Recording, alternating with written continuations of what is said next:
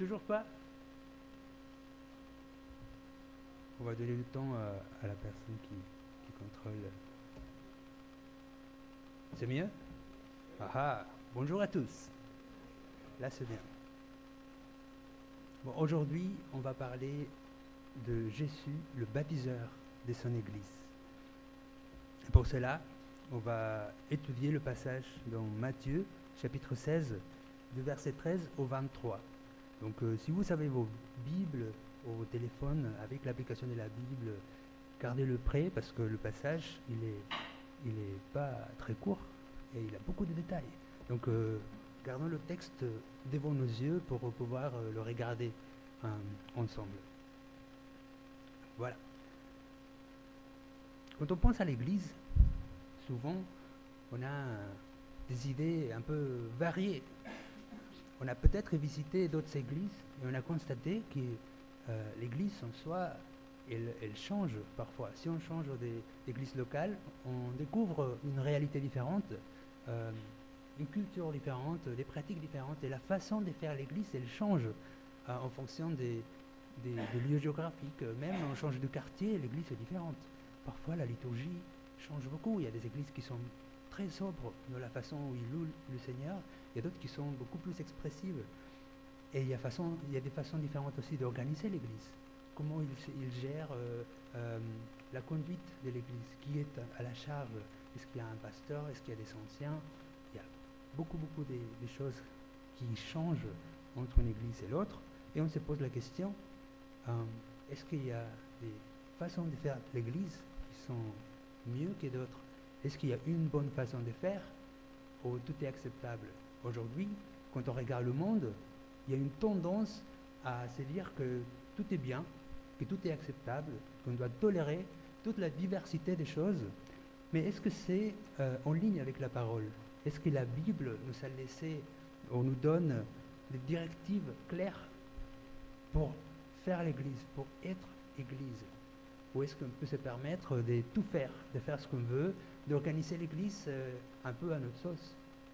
Je pense que la Bible est suffisamment claire et nous pourvoit des éléments qui vont nous permettre de discerner qu'est-ce qui est biblique et qu'est-ce qui ne l'est pas concernant l'Église. Et c'est pour ça qu'on doit constamment étudier la parole pour connaître de la meilleure source qui est la parole du Seigneur. Qu'est-ce que c'est l'Église? Qui compose l'Église? Comment elle a été fondée et comment elle grandit aujourd'hui? Alors aujourd'hui, dans le passage qu'on va étudier, on va voir que Jésus est le bâtisseur de son Église du début à la fin. C'est lui qui fait tout pour construire son Église. Et on va voir 3 points aujourd'hui. On va utiliser une image comme si c'était un bâtiment. Et on va dire que Jésus, en tant que bâtisseur de cette Église, il s'occupe de choisir et sélectionner soigneusement les matériaux. Il choisit les outils qu'il va utiliser pour construire son Église et il va définir aussi les méthodes pour qu'elle soit construite. Donc, si vous avez déjà vos Bibles, on va lire dans le chapitre 16 de Matthieu,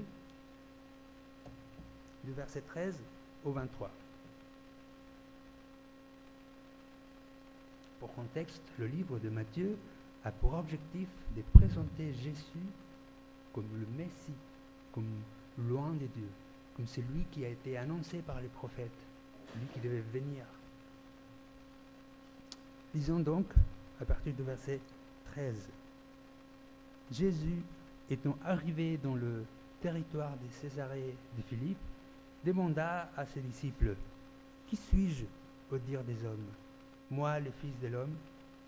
Ils répondirent, « Les uns disent que tu es Jean-Baptiste, les autres, Élie, les autres, Jérémie, ou l'un des prophètes. » Et vous, leur dit-il, qui dites-vous que je suis? Simon-Pierre répondit, tu es le Christ, le Fils du Dieu vivant. Jésus, reprenant la parole, lui dit, tu es heureux, Simon, fils de Jonas, car ce ne sont pas la chair et le sang qui t'ont révélé cela, mais c'est mon Père qui est dans les cieux. Et moi, je te dis que tu es Pierre et que sur ce roc, je bâtirai mon église et que les portes du séjour des morts ne prévaudront point contre elle. Je te donnerai les clés du royaume des cieux. Ce que tu lieras sur la terre sera lié dans les cieux, et ce que tu délieras sur la terre sera délié dans les cieux. Alors, il recommanda aux disciples de ne dire à personne qu'il était le Christ. Dès lors, Jésus commença à faire connaître à ses disciples qu'il fallait qu'il aille à Jérusalem, qu'il souffre beaucoup de la part des anciens, des principaux sacrificateurs et des scribes, qu'il soit mis à mort et qu'il ressuscite le troisième jour. Pierre, l'ayant pris à part, se mit à le reprendre et dit « À Dieu ne plaise, Seigneur, cela ne t'arrivera pas. » Mais Jésus, se retournant, dit à Pierre « Arrière de moi, Satan, tu mets en scandale, car tes pensées ne sont pas les pensées de Dieu, mais celles des hommes. » C'est impressionnant le passage. On voit un contraste entre une première réponse de Pierre, qui est félicitée ou célébrée par Christ, et une deuxième qui est complètement contraire. Et on se demande qu'est-ce qui s'est passé entre-temps. Bon, on va voir les détails, mais on va commencer par la première partie. Jésus, en tant que bâtisseur de son Église, il sélectionne les matériaux pour la construire. Et pour cela, on va regarder du verset 13 au 17. Jésus étant arrivé dans le territoire de Césarée de Philippe, demanda à ses disciples « Qui suis-je au dire des hommes, moi le Fils de l'homme ?» Donc pour contexte, Jésus et ses disciples, ils sont dans le nord du territoire d'Israël. Ils ont commencé à s'éloigner un peu de certains contextes tendus, parce qu'il y avait les pharisiens qui commençaient à monter en colère contre Christ, qui était souvent offensé par les choses qu'il disait. Il y avait aussi Hérode qui se sentait menacé par les déclarations de Christ de dire qu'il est le Messie. Et il y a aussi les foules qui tout le temps sont autour de Jésus et de ses disciples. Donc Jésus et ses disciples commencent à aller vers le nord, dans un territoire des païens. Ils s'éloignent du territoire d'Israël, et là, ils commencent à se concentrer beaucoup plus sur ses disciples. On est dans une période de transition dans le livre de Matthieu, et Jésus va passer de dédier beaucoup d'attention aux foules, au grand rassemblement des gens, et passer à concentrer son attention à ses 12 disciples pour les former, pour continuer à les enseigner des vérités importantes pour l'avenir. Donc quand il était avec eux, il leur pose une première question. Qui suis-je au dire des hommes, moi, le Fils de l'homme? Et quand on voit la question qui vient après, on se dit, mais pourquoi il leur pose cette question par rapport aux autres? Pourquoi il ne va pas directement leur dire, qu'est-ce que vous en pensez, vous-même? Mais il commence par leur demander, qu'est-ce qu'ils disent les autres? Et ce n'est pas parce que Jésus ne le sait pas, il connaît toutes choses. Donc, il y a une intention dans cette question.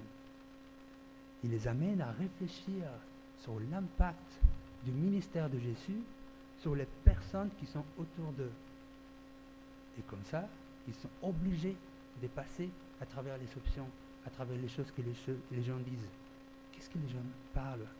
À quoi ils associent Jésus? Et en passant par ces opinions, ils commencent à former eux-mêmes leur propre opinion, et ils se posent la question, mais est-ce que tout ça c'est vrai? Qu'est-ce qui est vrai parmi toutes ces choses? Vous voyez, donc il y a cette première question, et il a sa réponse. Il commence à dire, il y en a qui disent que c'est Jean-Baptiste, il y en a qui disent que tu es Élie, il y en a d'autres qui disent que tu es Jérémie, ou même un des prophètes. Et quand on voit les réponses que les gens donnent, c'est intéressant parce qu'ils reconnaissent quand même que Christ a un côté surnaturel, qu'il est envoyé de Dieu. C'est comme s'ils reconnaissent qu'il est un prophète, que tout ce qu'il enseigne, c'est vrai, que tout ce qu'il dit, ça vient de Dieu. Il y a une reconnaissance du dessein divin dans tout ce que Jésus est en train de faire. On voit la puissance de Jésus. Il y a eu plein de miracles. Il a démontré qu'il est supérieur dans sa puissance à la maladie, aux démons, à la nature. Et tout ça a été démontré, les gens l'ont vu, donc ils voient quand même qu'il n'est pas juste un homme comme les autres. Il a accompli les prophéties de l'Ancien Testament. Et ça, ils le reconnaissent aussi. On voit tout ça dans les liens que les gens commencent à former avec ces prophètes du passé. Ils font tout ça, mais ils n'assimilent pas Jésus au Messie. Ces liens, ils ne l'ont pas fait. Et cette réponse est insuffisante. Quand on dit que Jésus, il est un bon prophète, qu'il a dit des choses très sages, qu'il est puissant, si on n'arrive pas à la conclusion qu'il est le Messie, il manque quelque chose d'essentiel. Et c'est pour ça que Jésus continue, il va au-delà et leur pose une deuxième question. Et vous, leur dit-il, qui dites-vous que je suis? Et maintenant, ça devient personnel. Là, c'est eux-mêmes. Quelle est votre opinion? Ils doivent prendre une position sur cette question et répondre qu'est-ce qu'ils croient et confesser ce qu'ils croient dans leur cœur. Mais on comprend que les disciples de Jésus, ils ont marché avec lui pendant beaucoup de temps et ils ont vu plein de choses qu'il a fait et ils sont en train de passer à travers une transition de croire qu'il est juste un homme exceptionnel qui fait des choses merveilleuses et se diriger vers la conclusion qu'il est en fait le Messie qui a été annoncé par le prophète. Et c'est là quand ça devient concret, quand il l'exprime d'une façon verbale. Et c'est la réponse de Pierre qui dit « Tu es le Christ, le Fils du Dieu vivant ». Et ça, mes frères et sœurs, c'est la réponse parfaite, la confession de qui est Jésus. Parce que quand il dit tout ça, cela implique qu'il est le Messie. Le mot Christ en grec, c'est l'équivalent de Messie dans l'hébreu de l'Ancien Testament. Donc il est en train de confirmer et dire tout ce que les prophètes ont annoncé, c'est toi. C'est toi, c'est lui qu'on attendait. C'est toi, c'est lui qui est envoyé de Dieu. Toi, tu es Dieu avec nous.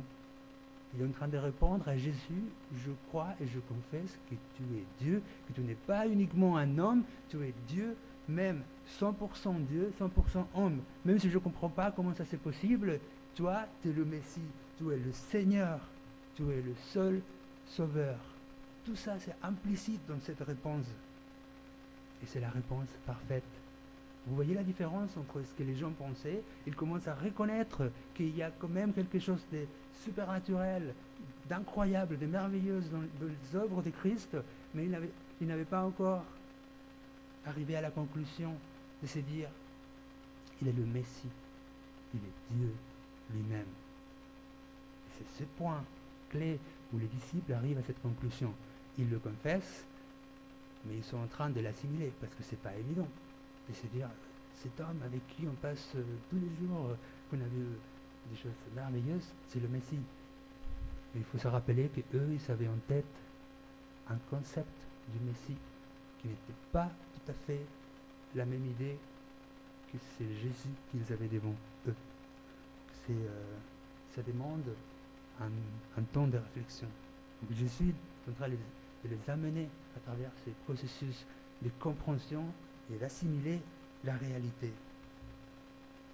Et Jésus répond et il dit « Heureux es-tu, Simon Bar-Jona, parce que ce sont pas la chair et le sang qui t'ont révélé cela, mais mon Père qui est dans les cieux. »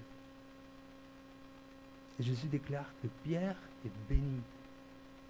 Et cela vaut pour tous ceux qui confessent que Jésus-Christ est Dieu, qu'il est le Messie. Ils sont bénis par le pardon de ses péchés.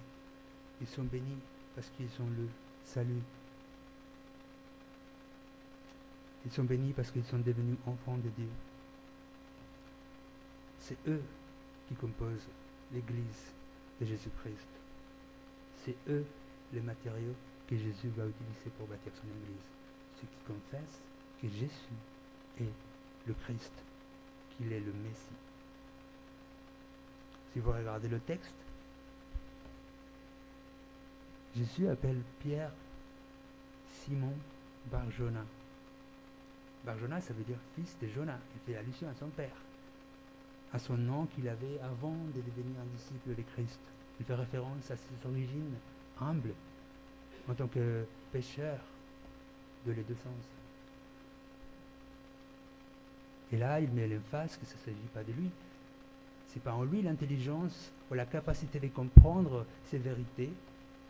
C'est pas parce qu'il est très sage, parce qu'il est très intelligent, parce qu'il a eu beaucoup de temps de réflexion.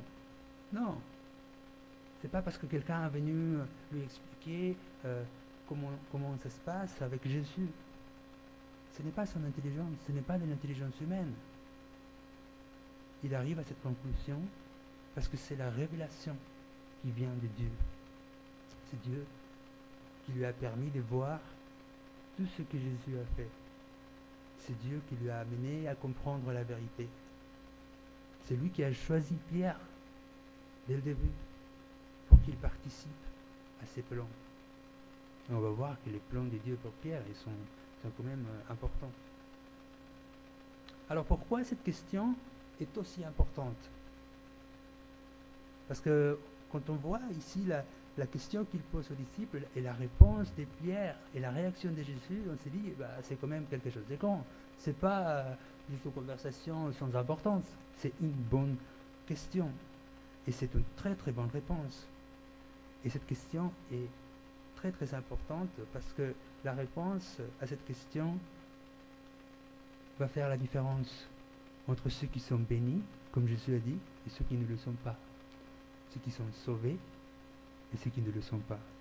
Ceux qui sont enfants de Dieu et ceux qui ne le sont pas. C'est la réponse à cette question qui va faire la différence entre ceux dont leurs péchés sont pardonnés et ceux dont leurs péchés ne seront pas pardonnés. Et ils vont recevoir la punition pour ces péchés dans la condamnation éternelle. Parce qu'il n'y a qu'une seule bonne réponse à cette question. Toute réponse qui ne confesse pas que Jésus est Dieu est insuffisante. Il ne suffit pas de dire que Jésus était un bon homme, quelqu'un qui a fait des bonnes choses.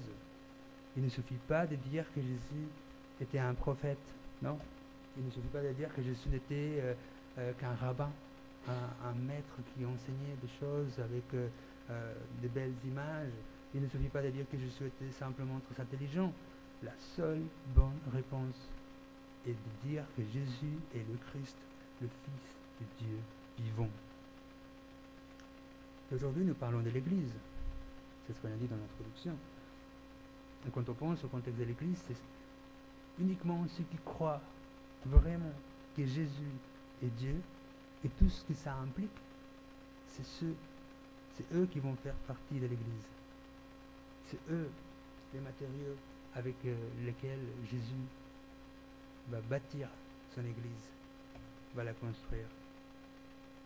Donc l'Église de Jésus-Christ, si on veut chercher une définition, elle est composée de tous ceux qui croient que Jésus-Christ est Dieu, le Seigneur de tous, le Messie annoncé par les prophètes de l'Ancien Testament. Alors, quelles sont les conséquences de cette réalité, de cette confession? Ça veut dire, par opposition, que tous les autres, tous ceux qui ne confessent pas que Jésus est le Christ, ils ne font pas partie de l'Église. Et c'est un peu dur à dire, mais c'est la réalité. Même si vous venez à toutes les réunions de l'Église, même si vous êtes né dans une famille de chrétiens, même si vous êtes inscrit comme membre d'une association qui se dit Église évangélique, même si vous êtes très gentil avec tout le monde, que vous faites de bonnes œuvres, même si vous participez à toutes les activités que l'Église organise, si vous refusez de croire que Jésus-Christ est Dieu, vous ne faites pas partie de l'Église. Et ça, peut-être c'est dur à entendre, mais c'est cette réponse, c'est cette confession de foi qui va faire la différence. Jésus est le bâtisseur de son Église, du début à la fin, et il a soigneusement sélectionné les matériaux qu'il va utiliser dès avant la fondation du monde. C'est lui qui a dit que les membres de son Église, c'est ceux qui confessent que lui est Dieu. Deuxième point, les outils. C'est Jésus lui-même, en tant que bâtisseur de son Église, qui choisit les outils avec lesquels il va construire son Église. Et là, on continue dans notre texte, on va regarder les versets 18 jusqu'au 20.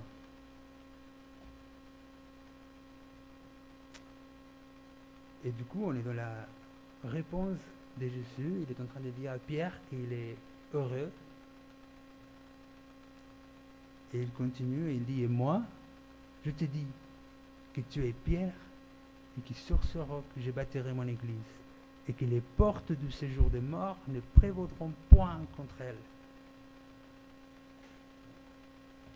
Ceci est la première fois que le mot Église est mentionné dans le livre de Matthieu. Et Jésus est en train d'annoncer ce qu'il va faire. L'Église n'existait pas à ce point-là. C'est quelque chose qui va commencer.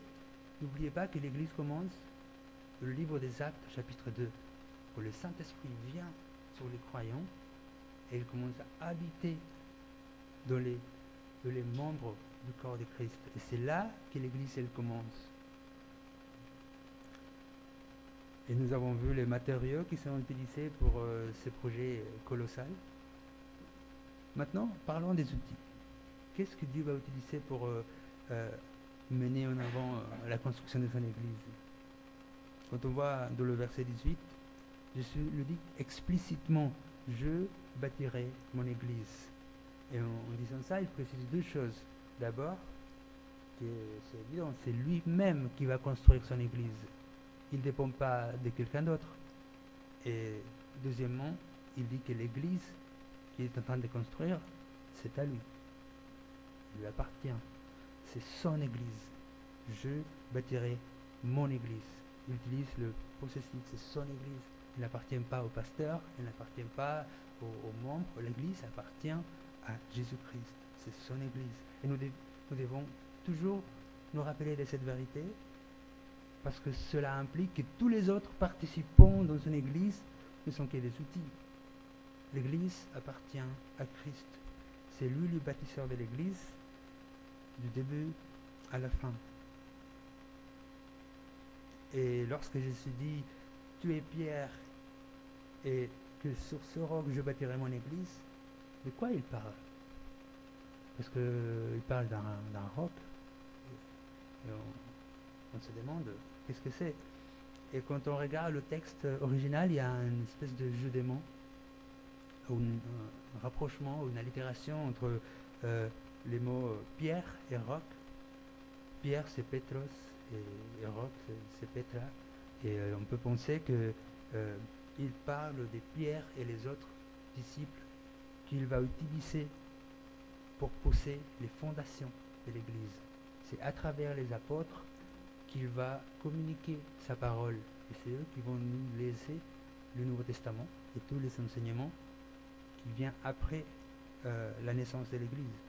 Et c'est aussi qui ont fondé les premières églises parmi les peuples d'Israël, mais aussi en dehors, avec Paul qui va intégrer aussi cet ensemble des apôtres. Mais on pourrait aussi comprendre cette partie du texte qui dit que sur ce roc, je bâtirai mon Église, comme s'il était en train de parler de la confession que Pierre vient de faire devant Jésus-Christ. Sur cette confession, sur cette vérité, je vais bâtir mon Église. Et ça a aussi du sens, parce que l'Église, elle est fondée sur la vérité qui est Jésus-Christ et le Messie, et il est Dieu lui-même. Dans les deux cas, il s'agit de la révélation de Dieu sur l'évangile de Jésus-Christ, qui est la base de son Église. Et pour poser les fondations, il a utilisé les apôtres. Ils ont posé des fondations solides pour commencer la construction de l'Église. C'est là que tout est né. Et ils ont été utilisés pour proclamer le message des bonnes nouvelles. Et ils se sont déplacés, ils ont voyagé pour fonder des églises qui sont solides, et qu'on voit, qui ont été persécutés, qui ont vécu beaucoup de difficultés. Mais malgré tout ça, ils sont restés fermes, parce que les fondations que Jésus avait placées en utilisant les apôtres, c'était bien placé. Si les fondations d'un bâtiment elles sont solides, il ne tombera pas, il sera ferme. Donc Jésus va établir ce fondement à travers les apôtres. Et les apôtres, c'est les outils qu'il a choisis pour cette première étape de construction. Et cela implique, entre autres, que ce que les apôtres ont fait dans le premier siècle, ça a été terminé. C'est une œuvre qui a été bien faite, on n'a pas besoin de la refaire. Quand on construit un bâtiment, on pose les fondations la première fois, et après on commence la construction. Et on ne revient pas sur les fondations pour les refaire une fois que le bâtiment il a déjà été construit. Ils avaient une mission spécifique, ils ont apporté la révélation de Dieu, ils nous ont laissé la parole, elle est complète, elle est suffisante, et on a tout ce qu'il faut de la parole du Seigneur. Et on n'a pas besoin de rajouter quoi que ce soit. Donc faisons attention, quand on fait l'église, quand on essaie d'observer les églises autour, qu'est-ce qu'on est en train de faire? Est-ce qu'on est en train de continuer l'œuvre qui a été commencée à l'époque du premier siècle, ou est-ce qu'on cherche à recommencer quelque chose de nouveau, à reposer de nouvelles fondations, à chercher de nouvelles révélations, alors que le Seigneur il nous a tout donné déjà dans sa parole?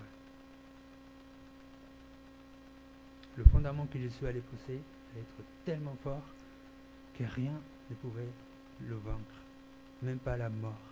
C'est ce qu'il a dit. Les portes du séjour des morts ne prévaudront point contre elles. Et cela devrait être un bon rappel dans les moments difficiles, lorsque nous sommes persécutés en tant qu'Église. Quand on voit que les choses deviennent difficiles, parce que les lois changent, parce que l'Église elle a moins de liberté, parce que le monde s'oppose à l'Église. Quand on voit que parfois dans une église locale, les gens commencent à partir, quand on voit qu'il y a de moins en moins d'églises fidèles à la parole, qu'elles commencent à disparaître, on peut penser, on se rapproche de la fin, l'église va disparaître. Non, Jésus a promis que même les portes du séjour de mort ne prévaudront point contre elles. Lorsque nombreuses soi-disant églises ne sont plus fidèles à la parole, elles commencent à prêcher n'importe quoi, des choses qui s'éloignent complètement de la vérité. Et on peut penser, c'est la catastrophe, tout va s'écouler. Non. Dans tous ces moments, nous devrions nous rappeler que rien ne pourra vaincre l'Église de Jésus-Christ. Elle ne sera pas détruite parce que c'est Jésus qui s'en occupe. C'est lui le bâtisseur de son Église et il sera fidèle jusqu'à la fin. Il continue dans le verset 19 et il dit aux apôtres, je te donnerai les clés du royaume des cieux, ce que tu lieras sur la terre sera lié dans les cieux, et ce que tu délieras sur la terre sera délié dans les cieux. Et ce passage, il est connu. Parfois, il inspire de nombreuses prières très fortes, on pourrait dire. Mais là, de quoi il est en train de parler avec lier et délier des choses? Là, on voit que toute l'Église organisée deviendra un outil entre les mains de Dieu pour accomplir sa volonté et ce qu'il nous a laissé dans sa parole. Ici, Jésus est en train d'établir l'autorité que l'Église va exercer dans l'application de la discipline biblique.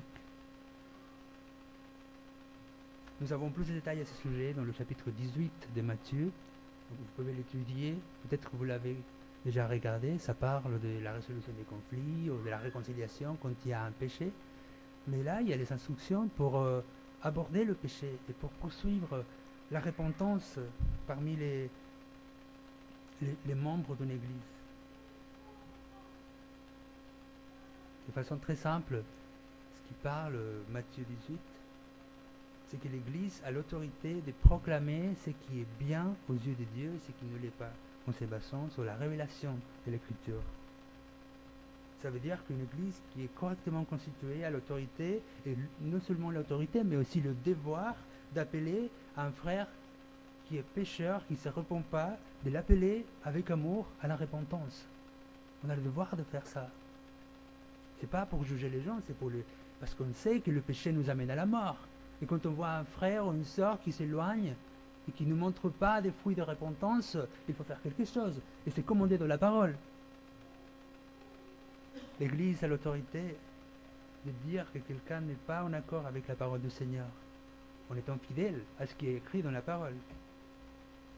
Elle a le devoir de poursuivre infatigablement la repentance de la vie de ses membres. C'est le devoir de l'Église. Et enfin, l'Église a aussi l'autorité de déclarer quelqu'un qui est impénitent, qui ne se répand pas, qui refuse de se repentir de son péché, même s'il a été appelé de façon insistante à venir à Christ, à se repentir, il a l'autorité de déclarer que cette personne n'est pas vraiment un frère, mais un incroyant. Vous pouvez le lire, Matthieu 18. Et Paul, il revient sur le sujet après.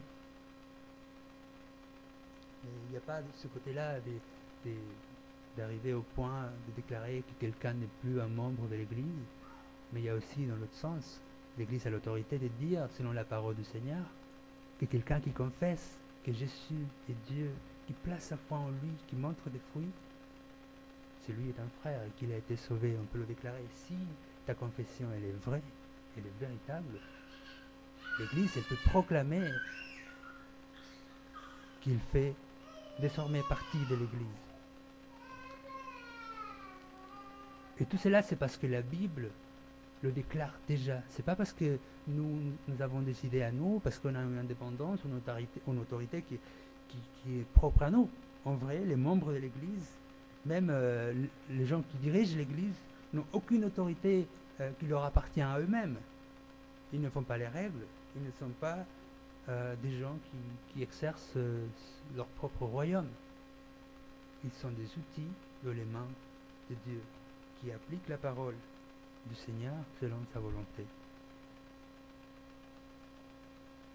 Et là, dans le verset 19, quand on dit « Ce que tu lieras dans la terre sera lié dans les cieux », en vrai, dans l'original, c'est devrait déjà être lié dans les cieux.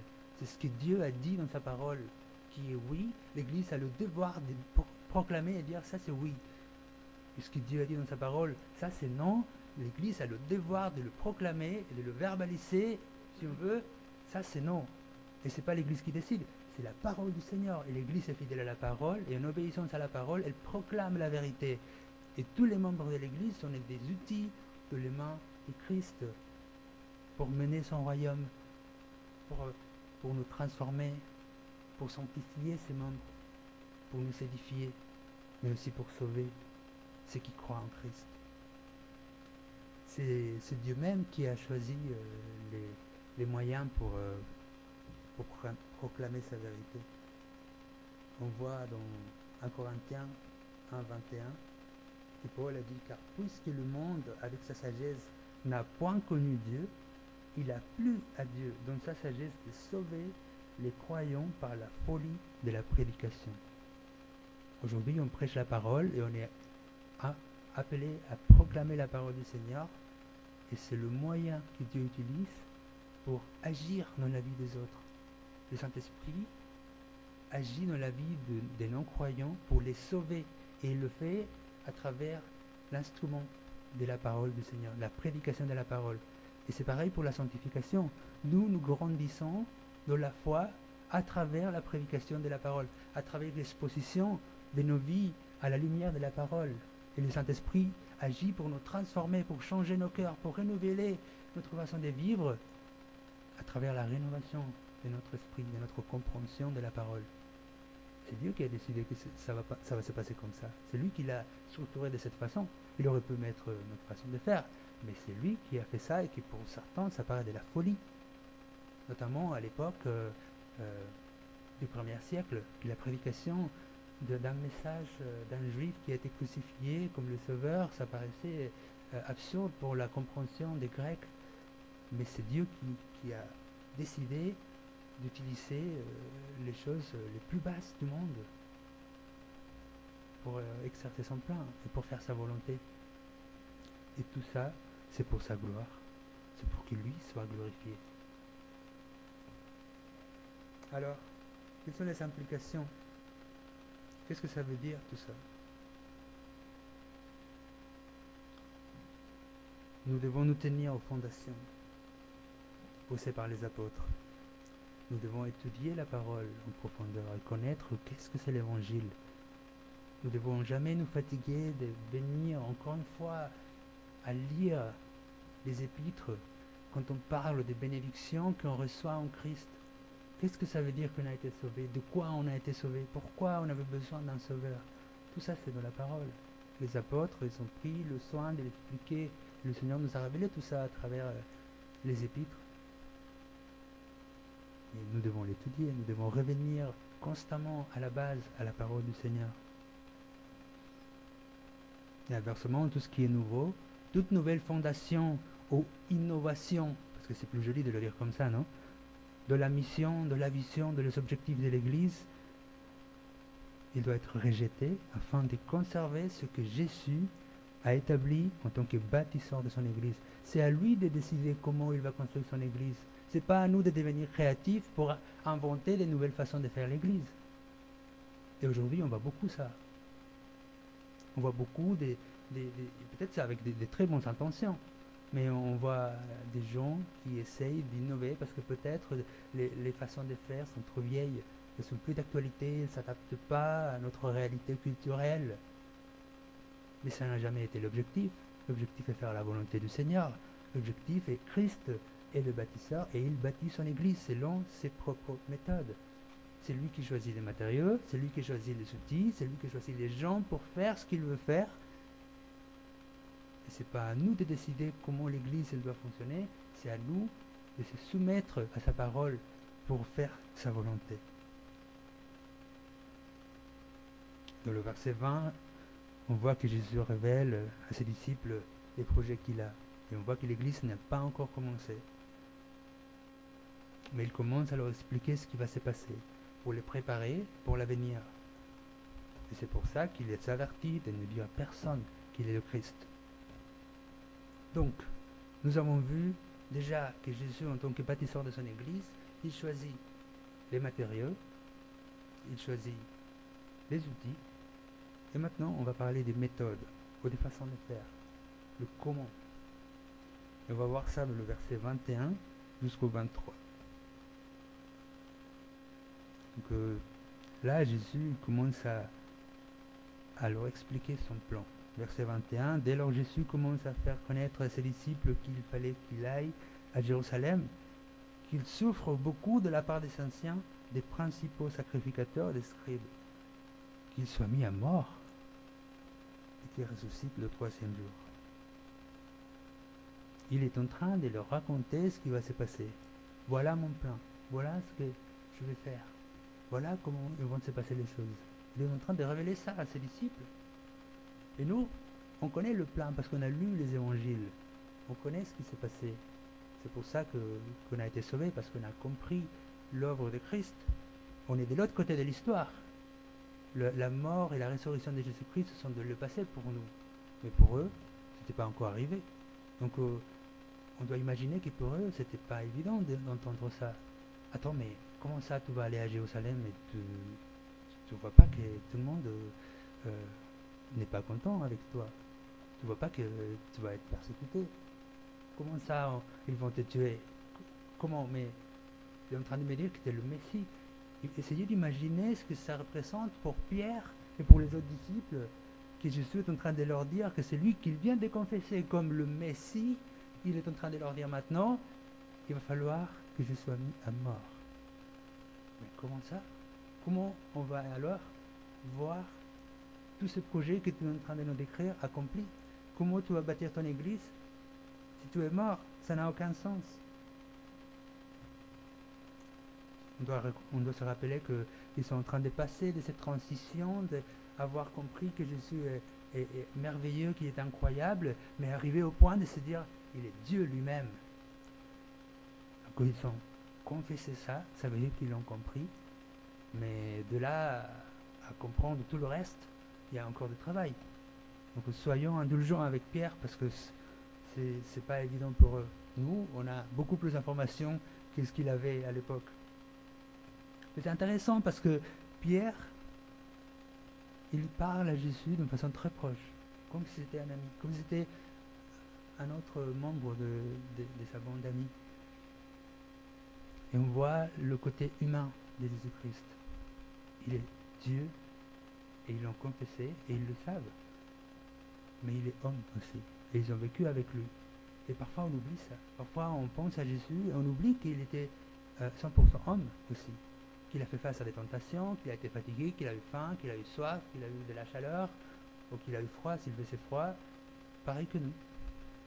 Voire un peu pire parce que le niveau de confort qu'on a aujourd'hui, il est quand même pas mal.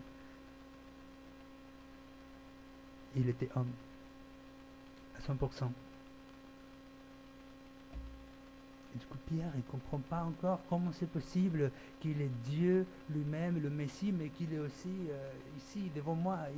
Il a de la chair, il transpire, parfois ils ne sont pas bons parce qu'il fait chaud. Je ne sais pas. C'est des choses difficiles à comprendre, à mettre ensemble. Et dans cette confiance et dans cette proximité, il a pris Jésus à part et il commence à le reprendre. Quand on pense à ça, reprendre Jésus, c'est chaud quand même. Il commence à le reprendre avec une insistance, en toute confiance, parce qu'il croyait qu'il avait une meilleure idée que celle de Jésus. Il a placé ses pensées au-dessus de celles de Jésus. Probablement parce que il vient de faire une déclaration très sensée qui lui a été révélée par Dieu lui-même. Il n'a pas compris ça et il s'est dit, bon, peut-être moi je suis sage, j'ai des bonnes idées, donc je peux me permettre de rajouter un peu d'amélioration au plan de Jésus. On va proposer une autre chose, Jésus, cette idée elle n'est pas très bonne. Mais il n'a pas écouté Jésus vraiment, ce qu'il avait dit. Il a dit qu'il bâtira son église. Donc s'il le croit, il doit être sûr qu'il va le faire. Je ne sais pas comment il va le faire, même s'il le met à mort, il a dit qu'il va le faire. Il a oublié. Jésus a dit que les portes de l'enfer ne pourront pas vaincre l'église. Il a oublié ça aussi. Mais il a dit aussi qu'il doit être ressuscité. Il doit être mis à mort, mais il doit être ressuscité au 3e jour. Il a expliqué tout ça. Et Pierre, il est dans la panique.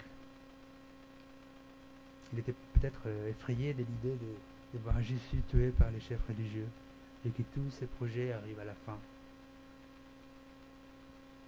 Et comment ça s'est fait qu'il a oublié tout ça aussi vite? Et c'est grave, c'est pas juste un détail. Jésus a répondu, il a été très clair dans sa réponse, c'est inacceptable. Il lui dit, aussitôt, arrière de moi, Satan, tu mets en scandale. Et ce mot-là, ça veut dire, c'est un obstacle. Ça fait allusion à cet objet qu'on met dans quand on veut chasser des animaux, des lapins, on met un petit piège, on met quelque chose pour l'attirer, pour le capturer. C'est ça le concept de le mot original. Il y a une piège là. C'est la même chose que le diable est en train de faire dans le chapitre 4 de Matthieu, quand Jésus a été tenté 40 jours dans le désert.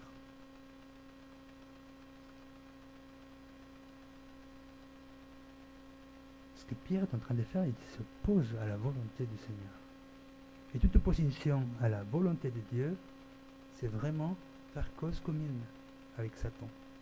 Il n'y a pas un juste milieu. C'est binaire. C'est soit tu es avec Dieu, avec sa volonté, soit tu es contre. C'est choquant quand même. Et Pierre, ici, il est sous l'influence de Satan, en train de tendre un piège à Jésus. De la même manière qu'il a fait Satan. Et on voit la ressemblance. Non, mais fais autrement. Je te propose un autre chemin. Une alternative aux voies que Dieu a tracées. Mais pourquoi Pierre s'est éloigné aussi, loin de la volonté du Seigneur? Et Jésus rajoute, pour répondre à cette question, car ses pensées ne sont pas les pensées de Dieu, mais celles des hommes. Et peut-être Pierre avait oublié ce que le prophète Ésaïe avait dit dans le chapitre 55, versets 8 et 9. Dieu a dit, car mes pensées ne sont pas vos pensées, et vos voix ne sont pas mes voix, dit l'Éternel. Autant les cieux sont élevés au-dessus de la terre, autant mes voix sont élevées au-dessus de vos voix, et mes pensées au-dessus de vos pensées. Ça, c'est une chose que nous oublions très souvent. Nous avons la tendance à croire que nous avons de bonnes idées qui sont comparables à celles du Seigneur. Quand nous remettons en question les voies de l'Éternel. À chaque fois que nous n'aimons pas ce qui se passe, quand on regarde autour nos circonstances, les situations, j'aime pas trop ce qui se passe, Seigneur. Et on se permet de venir en prière avec des suggestions pour améliorer les conditions. Seigneur, je pense que ce que tu es en train de faire, c'est pas idéal, je pense que on pourrait faire autrement. Avec des idées comme si on a des idées ou on a des plans qui sont comparables à ceux du Seigneur. Et en fait, non, on est loin de ça. On n'a rien à apporter. Les idées du Seigneur sont parfaites. Les nôtres sont complètement imparfaites et dépourvues de toute connaissance de ce qui va se passer. Dieu, il est omniscient, il sait tout. Il connaît exactement ce qui va se passer demain, la semaine prochaine, le mois prochain, l'année prochaine, dans 10 ans. Il sait. Il nous connaît tellement bien et avec toute l'information, il a décidé ce qui va se passer. Il ignore aucune chose. Donc on ne peut pas croire ou arriver à penser que les idées que moi j'ai de mon ignorance, elles sont comparables aux idées de Dieu. C'est impossible. C'est absurde même. Jésus, en tant que bâtisseur de son Église, il doit choisir les méthodes qu'il va utiliser pour la construire. C'est lui qui a ouvert la voie pour que nous soyons sauvés. C'est lui le chemin vers le Père. C'est Dieu qui a orchestré toute l'histoire pour accomplir ses plans de rédemption, pour avoir une Église qui lui rende gloire. Et rien de ce que nous pouvons proposer ne sera jamais meilleur, ni même comparable à ses plans. Nous ne sommes même pas proches de cela. Et Jésus, il établit ici deux vérités très importantes. La première, c'est que la voie du salut est définie par Dieu lui-même, pas par nous. Quelle que soit la piété d'une personne, même si leur intention semble bonne, même si la personne a l'air très religieuse, un cœur sincère de chercher une déité quelconque, peu importe s'il cherche un chemin vers le Seigneur, le seul chemin vers Dieu le Père, c'est Jésus-Christ. C'est lui qui décide comment les hommes pourront s'approcher de lui. Donc parfois on voit des gens, on se dit ouais mais sa foi a l'air tellement vraie, tellement sincère, je pense pas qu'ils seront condamnés, mais s'ils ne croient pas en Christ, la Bible dit qu'ils vont de la perdition. C'est pas à nous de décider comment on se rapproche de l'Éternel. C'est lui qui a établi la voie, et la voie, c'est Jésus-Christ. Il n'y a pas une autre. Deuxième chose, les détails de notre vie sont toujours sous la souveraineté de Dieu. Même lorsque les choses sont difficiles, même lorsque les choses sont douloureuses, même si nous n'aimons pas ce qui se passe autour de nous, les situations qu'on vit, même si nous sommes persécutés, parce que d'ailleurs Jésus a dit qu'on va être persécutés. Soyez pas surpris, ça a été annoncé depuis très longtemps. Même lorsque nous pensons qu'il nous manque quelque chose, qu'on n'a pas tout ce qu'il faut, il faut se rappeler qu'en toutes circonstances, la volonté de Dieu est parfaite et nos vies sont soumises à la souveraineté du Seigneur. Et c'est Dieu qui a défini la méthode qui permet à quiconque de faire partie de l'Église. C'est lui qui a dit « Croyez en Jésus-Christ comme Seigneur et comme Sauveur, et vous serez sauvés. » Et c'est lui aussi qui a défini la méthode, ou la façon, pour que nous soyons sanctifiés. Je parle de méthode pour se faire l'image avec la construction, mais ce n'est pas vraiment des méthodes. C'est Dieu même qui a établi une voie, une manière de se rapprocher de lui. et pour notre sanctification, pour que nous soyons transformés à l'image de Christ. C'est lui qui a décidé aussi que ça va se passer à travers l'action du Saint-Esprit qui agit en nous à travers sa parole. Tout a été établi par lui. Ce n'est pas notre travail de construire l'Église. Quand on voit le chapitre 2 du livre des Actes, on voit ce qui s'est passé quand le Saint-Esprit est venu. Et on voit que le texte décrit la première église, et à la fin du chapitre 2, le texte dit « Et le Seigneur ajoutait chaque jour à l'église ceux qui étaient sauvés. » C'est lui qui les rajoute. Ce n'est pas nous qui sauvons des gens. Ce n'est pas nous qui construisons l'église. Ce n'est pas nous qui définissons comment il doit marcher. C'est le Seigneur. Et il a tout établi dans sa parole. Jésus est le bâtisseur de l'église. Du début à la fin. Et c'est lui qui choisit les matériaux, les outils et les méthodes. Rappelons-nous de ça. Ça va nous aider à discerner aussi si un jour on doit aller ailleurs, ou on va à une église et on se demande qu'est-ce qui est bien, qu'est-ce qui n'est pas bien. Revenons à la parole.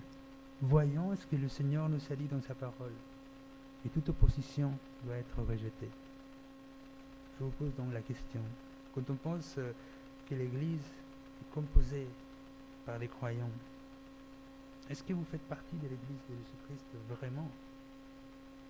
En d'autres termes, croyez-vous que Jésus-Christ est Dieu lui-même et c'est lui le Messie qui avait été annoncé par les prophètes? Et c'est lui le Seigneur et le Sauveur de votre vie? Et si ce n'est pas le cas,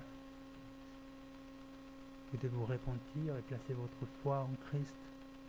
C'est parce que Christ est le seul chemin pour venir vers le Père, pour avoir le salut, pour avoir une réconciliation avec Dieu. Deuxièmement, quand on pense aux outils que Jésus utilise, quand il utilise ses enfants pour construire son Église, est-ce que vous vivez dans l'obéissance du Seigneur? Est-ce que votre participation dans l'Église est conforme à la parole du Seigneur?